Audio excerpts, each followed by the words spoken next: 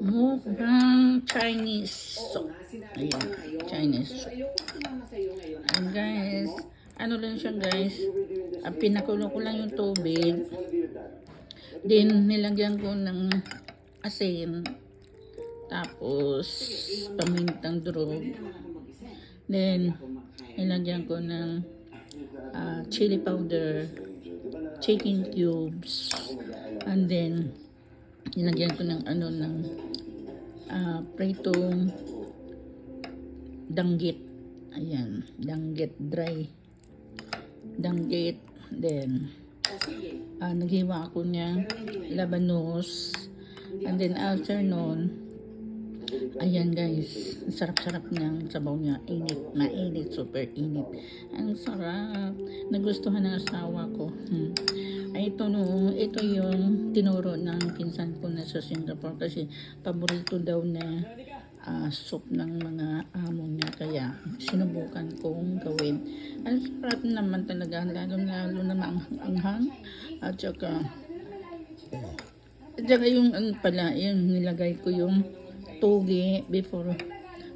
Hindi ko na siya niluto yung toge, nilagay ko lang dito sa bowl, then binuhos ko yung sabaw.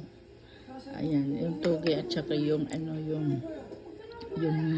spring onion. Yan, spring onion at saka yung toge, sinabay-sabay ko, nilagay ko na lang dito sa bowl, tapos binuhos ko yung sabaw. Kaya guys, ayan, tingnan mo yung danggit. Ayan ang danggit. Kaya sabi ng asawa ko, dahil hindi siya masyadong kumakain ng daing, sabi niya next time daw paggawa ko, na lang, yung chicken or beef. Ayan, chicken or beef daw ilalagay ko na sahog. Pwede rin siguro. Kaya guys, ayan, mukbang tayo guys. Ayan, yung rice ko mukbang talaga. Mukbang hotdog at saka yun, mukbang hotdog. Sarap manghang at saka mainit ni manghang. Bakit nyo lang? Ngayon ka ba matatakot na pumunta ng Manila? Kung kailan nakakulong na si Major? Hotdog. Gulo pa rin sa Maynila.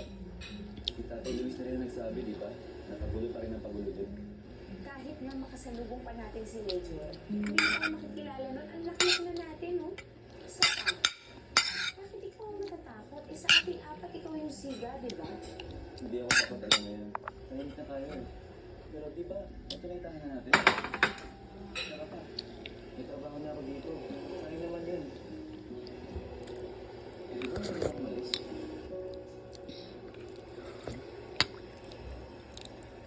Alam mo, ikaw, tahimik ka na dito. Ako hindi.